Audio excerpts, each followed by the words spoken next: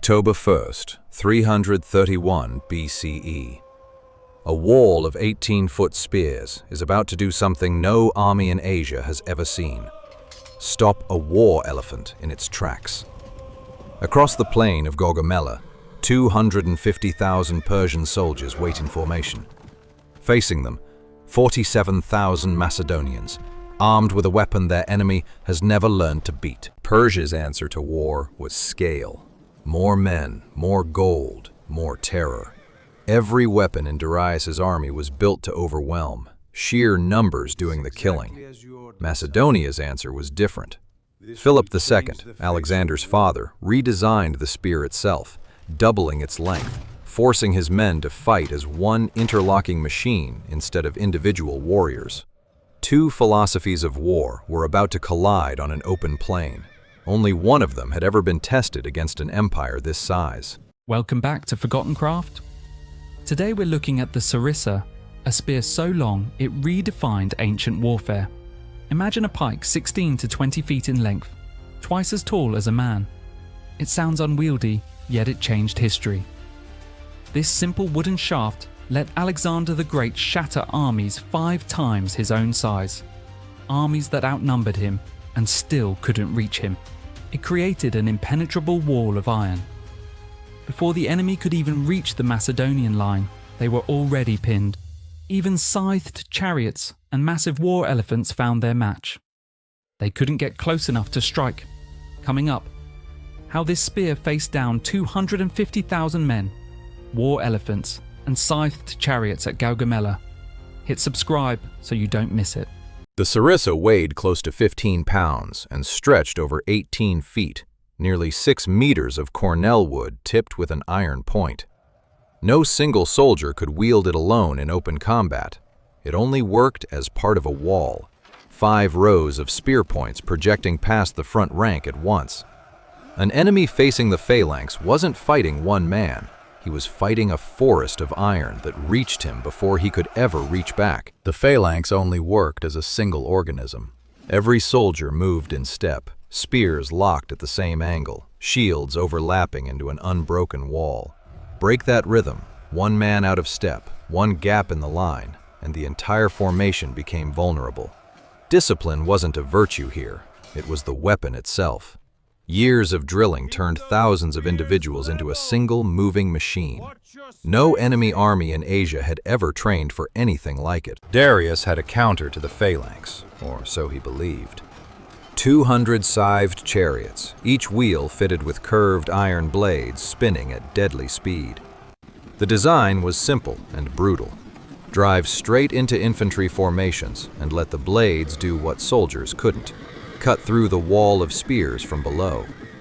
These chariots had shattered enemy lines before. Against unprepared infantry, a single pass could kill dozens in seconds. Behind the chariots stood something even the Macedonians had never faced in battle. 15 Indian war elephants, each one weighing over 5 tons. Their purpose wasn't just physical destruction, it was fear. Horses that had never seen an elephant would panic and bolt, breaking cavalry formations before a single blow landed. Darius positioned them at the center, directly in Alexander's path. If the Phalanx somehow survived the chariots, the elephants would finish what the blades started. If you're enjoying this breakdown, hit subscribe now, because what happens next is the moment this entire battle turns on a single tactical decision. Alexander faced an impossible problem. His line was shorter than the Persian front, which meant Darius could simply wrap around both flanks and crush him from every side. So Alexander did something unexpected. He ordered his entire army to drift sideways, angling right, away from the ground Darius had leveled for his chariots. It looked reckless, like he was exposing his own flank to encirclement, but he was pulling the Persian line apart before the real attack even began. Bessus took the bait. His cavalry surged forward to close the gap Alexander had opened, and Darius saw his moment. He unleashed the chariots. 200 scythe-wheeled chariots thundered across the plain, blades spinning, aimed straight at the Macedonian center. The ground shook under their weight, but the Phalanx didn't panic. On command, the ranks parted. opening narrow corridors and letting the chariots scream through empty space. Javelins and arrows cut down the drivers before the blades ever reached flesh. The weapon built to shatter the Phalanx tore through nothing but air. The elephants came next, following the chariots into the same trap. Their sheer size should have made them unstoppable, but skirmishers surrounded them, hurling spears at their eyes and legs, blinding and maiming the animals before they reached the line.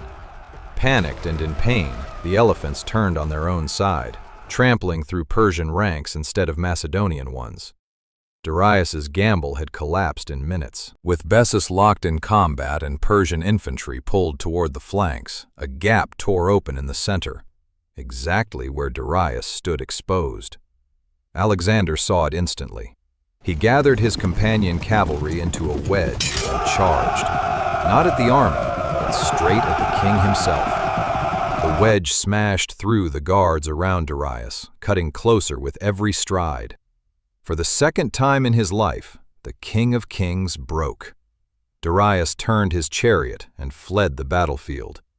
And the moment he ran, the entire Persian center began to collapse behind him. Without their king, the Persian army had no center of command left. Orders stopped reaching the ranks. Units that had fought moments ago simply disengaged and scattered. An empire that had marched here as one force became a crowd fleeing in every direction. Bessus pulled his cavalry back. The rest simply dissolved into the dust. This is what the Sarissa and the Phalanx actually won that day, not through superior numbers, because they never had them, but through a formation that couldn't be broken and a maneuver that turned the enemy's own size against itself. Within days, Babylon opened its gates without a fight. Susa surrendered its treasury. Alexander hadn't just won a battle. He'd shattered an empire's entire command structure in a single afternoon. Every artifact hides a story most people never see. The Sarissa wasn't just a longer spear. It was proof that 18 feet of wood and iron, wielded by disciplined hands, could outlast an empire's every advantage. Its numbers, its elephants, its chariots, all of it. Darius didn't stop running at Gaugamela. He fled east into the mountains, chased not by soldiers, but by his own satraps, men who no longer believed in him. Within 2 years, his own general Bessus would turn against him, and Darius would die, not in battle, but in chains, betrayed by the very officer who'd commanded his cavalry that day. For the Greek world, Gaugamela ended a century of fear. Persia had invaded Greece twice before, burned Athens once. After this single afternoon, that threat was over for good. Alexander was 25 years old. He had just become king of the largest empire the ancient world had ever seen, and he wasn't finished yet. But Gaugamela didn't end the war. Historians still debate exactly how close Alexander came to losing that day. Some argue if Darius had held the center just minutes longer, the outcome could have gone very differently. Because as long as Darius lived, resistance could still rally around him. So Alexander did something few conquerors would have.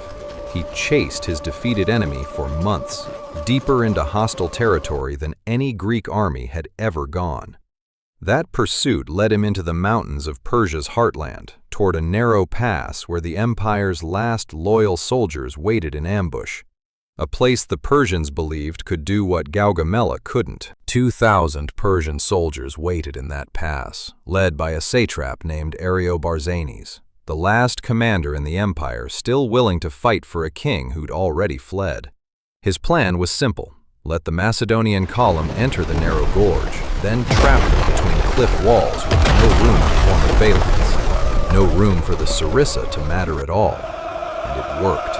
Boulders crashed down from above. Arrows poured into the column from every side. For the first time in the entire campaign, Alexander's army was pinned, trapped, and taking losses it couldn't answer. For once, brute force wasn't the answer. A local shepherd, a prisoner who knew these mountains, offered to guide a detachment around the pass through a hidden goat trail. Alexander split his force. While part of the army held the Persians' attention at the front, he led a smaller group through the mountains at night, appearing behind Ariobarzanes at dawn. Caught between two directions at once, the ambush collapsed. The same tactical instinct that broke Gaugamela's center broke the Persian gate too. Find the one place your enemy never expects an attack. 2 battles, 2 impossible situations, and both times the same pattern. A smaller force that refused to fight the way its enemy expected, using terrain and timing instead of raw numbers. The Sarissa gets remembered as the weapon, but the weapon alone never won anything. It was the discipline to hold formation under a chariot charge and the willingness to gamble everything on a single strike at exactly the right moment. That combination, technology and tactical nerve, is what separates every empire in history that expanded from every one that simply had the most soldiers. Gaugamela and the Persian Gate together marked something bigger than one campaign. They marked the end of the idea that an empire could survive on size alone. For the next 3 centuries, every army in the Mediterranean world studied what Alexander did here: the pike formation, the calculated flank maneuver, the willingness to risk everything on the enemy's weakest point. Rome would later build its own version of this discipline. So would every conqueror who came after. But it started with 18 feet of wood and iron, and a king who refused to lose. 2 battles that should have ended in defeat.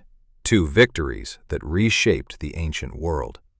But the story of how Alexander's army actually worked, the training, the logistics, the engineering behind every piece of that equipment, that's a story most people never hear. Hit subscribe, because next we're going deeper into the machine that made all of this possible. Every artifact hides a story most people never see. Watch it now. So how do we actually know all this? Ancient historians like Arrian and Diodorus recorded the battle from accounts of officers who were there, though even they disagreed on details like the exact number of Persian dead.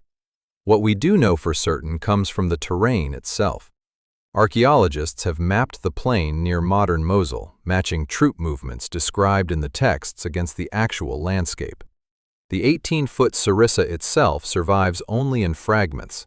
Bronze spearheads and iron butt spikes recovered from Macedonian battle sites, giving us the exact dimensions ancient writers described in words. There's a detail most retellings skip. Alexander refused a night attack, not just out of pride. He understood something about his own men. A victory won in darkness, by ambush, wouldn't have broken Persian morale the way a daylight defeat would. He needed Darius's own soldiers to watch their king run in full sunlight. Fear spreads faster than any wound, and that fear is what turned a tactical victory into the collapse of an entire empire. That's how 18 feet of wood and iron ended an empire that outnumbered its enemy 5-1. Hit subscribe for more stories like this one. Every artifact hides a story most people never see. Watch it now.